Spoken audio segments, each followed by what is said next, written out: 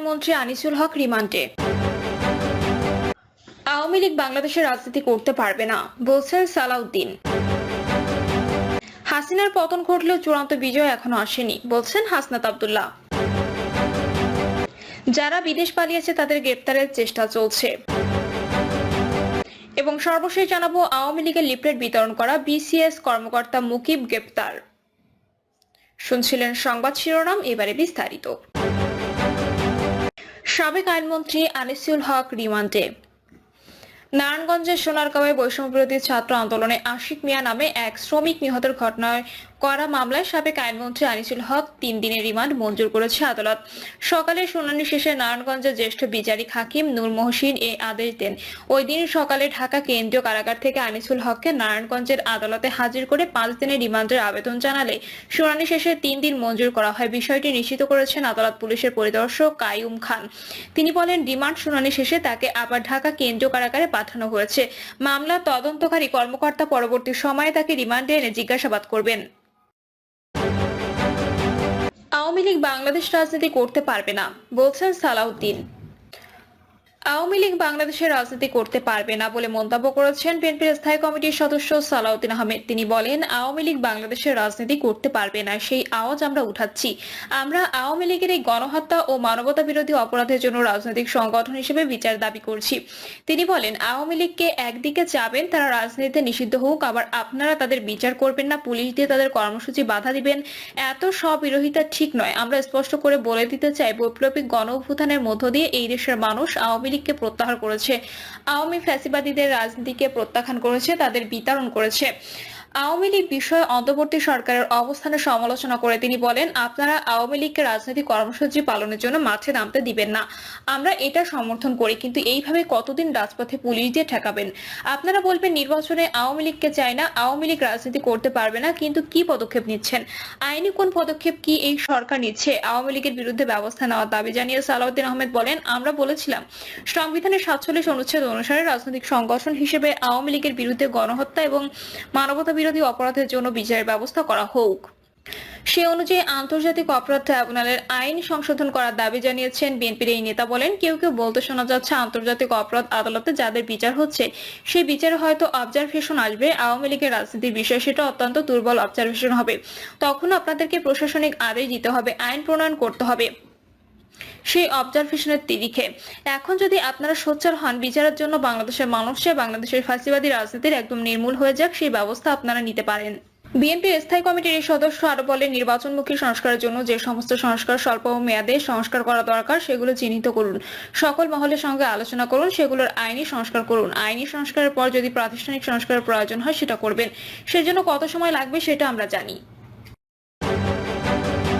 হাসিনার পতন ঘটলেও চূড়ান্ত বিজয় এখনো আসেনি বলছেন হাসনাত আব্দুল্লাহ। বাংলাদেশ থেকে ফ্যাসিবাদী শেখ হাসিনা সরকারের পতন ঘটলেও এখনো চূড়ান্ত বিজয় আসেনি বলে মন্তব্য করেছেন বৈষম্য বিরোধী ছাত্র আন্দোলনের আহ্বায়ক হাসনাত আব্দুল্লাহ।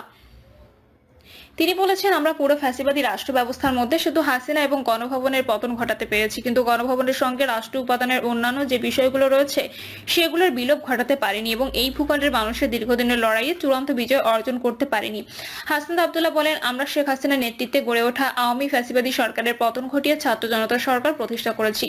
একই সঙ্গে আমরা ফ্যাসিবাদী আওয়ামী লীগকে হরাতে সক্ষম হলেও আমাদের রাষ্ট্র কাঠামোতে বিদ্যমান ফ্যাসিবাদী যে উপাদানগুলো রয়েছে সেগুলো সম্পূর্ণ বিলোপ ঘটেনি।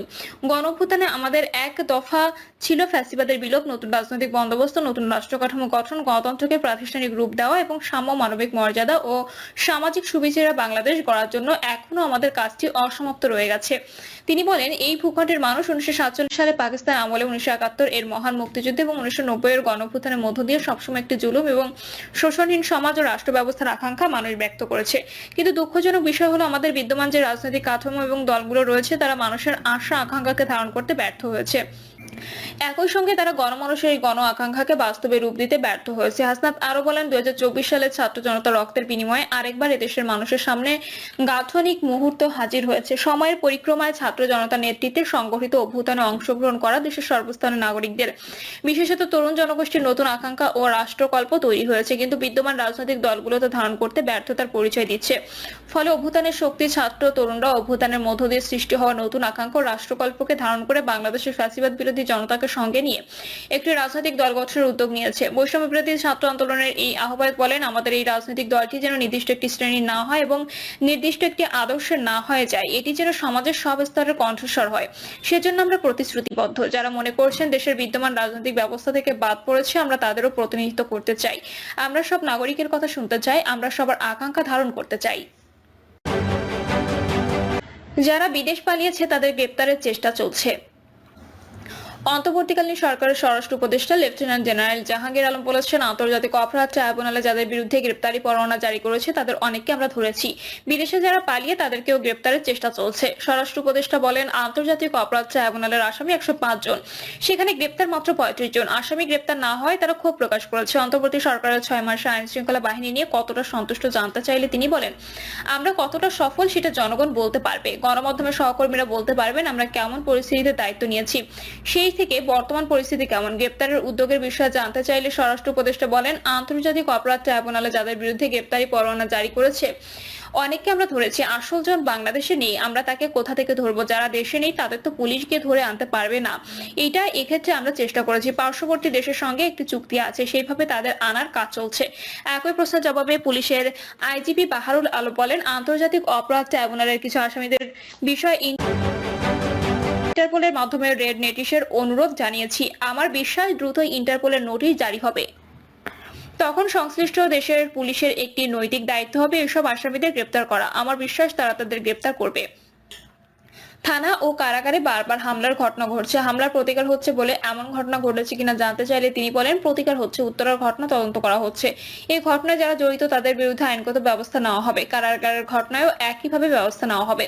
নানা অজুহাতে রাস্তা অবরোধ করা হচ্ছে, এগুলো সরকারকে অস্থিতিশীল করতে করা হচ্ছে কিনা জানতে চাইলে স্বরাষ্ট্র উপদেষ্টা গণমাধ্যমের সহযোগিতা প্রত্যাশা করে বলেন, কারণে অকারণে রাস্তাঘাট বন্ধ করা হচ্ছে। গণমাধ্যমের ভালোভাবে প্রচার করলে জনগণ রুখে দেবে। ধৈর্যের সীমা শেষ করে দিচ্ছে। রাস্তা বন্ধ না করে ঊর্ধ্বতন কর্মকর্তাদের কাছে বলতে পারে। কর্তৃপক্ষ কাজ না করলে স্কুল বা কলেজের মাঠে আন্দোলন করতে পারে। সাধারণ মানুষের দুর্ভোগ সৃষ্টি হয়, এমন কাজ না করার আহ্বান জানান তিনি। আওয়ামী লীগের লিফলেট বিতরণ করা বিসিএস কর্মকর্তা মুকিব গ্রেপ্তার।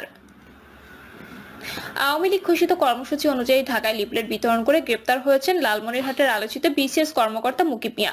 ঢাকা মহানগর গোয়েন্দা পুলিশ তাকে গ্রেপ্তারের পর শাহবাগ থানা দায়ের করা একটি মামলায় আদালতে সোপর্দ করে। সকালে বিষয়টি নিশ্চিত করেছেন শাহবাগ থানার ভারপ্রাপ্ত কর্মকর্তা খালিদ মনসুর। তিনি বলেন, ডিবি পুলিশ গ্রেপ্তার করে শিক্ষক মুকিবকে থানায় হস্তান্তর করেছে। থানায় তার বিরুদ্ধে সরকার বিরোধী একটি মামলা হয়, সেই মামলায় তাকে আদালতে তোলা হয়। পরে শুনানি শেষে আদালত তাকে কারাগারে পাঠানোর আদেশ দেন। প্রিয় দর্শক।